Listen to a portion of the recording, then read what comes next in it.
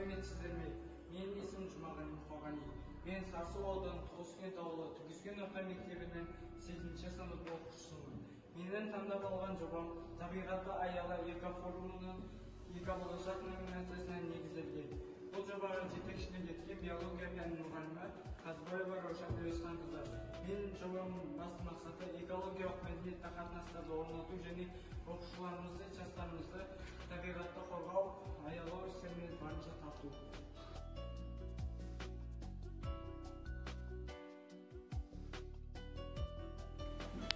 Ауылымыз Таластың тармағы Аса өзенінің ең төменгі ағысында Божусан, Баялыш, Кереуік, тағы басқа соран шөптері өскен белдемде орналасқан.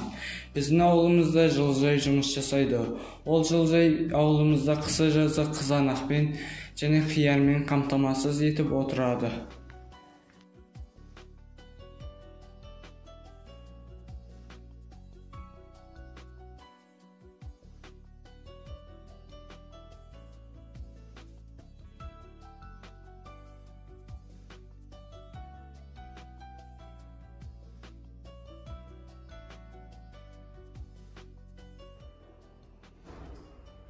Мектебіміз 3 қабаттан тұрады. Әр қабатында түрлі бөлме өсімдіктері орналастырылған. Мұнда фикус, драцена, маргината, үш жалақты сансеверия, кактус, тағы басқа бөлме өсімдіктері бар.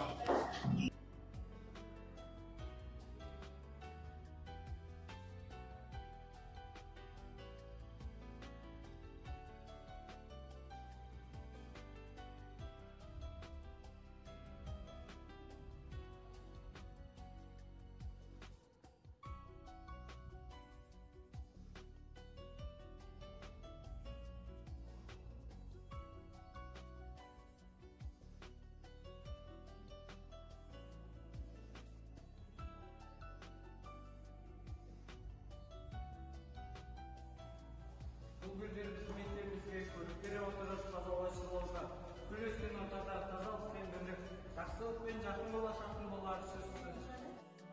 Мектеп ішіндегі көгалдандыру жұмыстарымен таныстырып болдым. Ал енді мектеп сыртындағы көгалдандыру жұмыстарымен таныстырайын.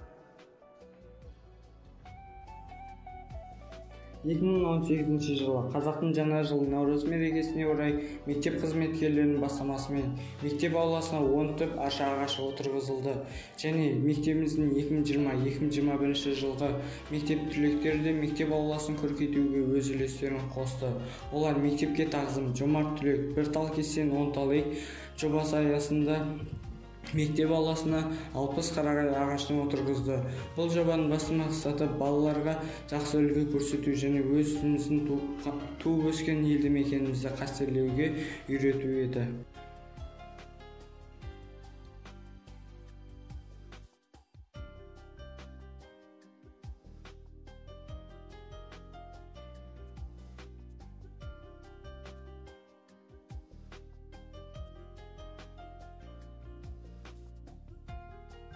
Мектебіміз тазалыққа үлкен жауапкершілікпен қарайды. Осы орайда мектебіміздің ауласына апта сайын сенбіліктер ұйымдастырылып отырады. Бүгінде бұл ағаштар мектебіміздің ауласына өз көріктерін беріп тұр. Және қарағай ағаштары адам денсаулығына өте пайдалы ағаштардың бірі.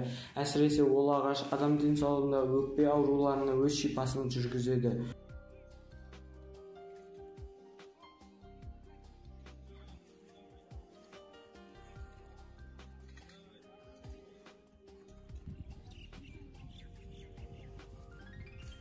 Мына бір жер телімінің önünde Қопстад бұл жерді гүлзарға айналдыру жоспарлануда. Гүлзарлар көгалдандырудың маңызды элементтерінің бірі.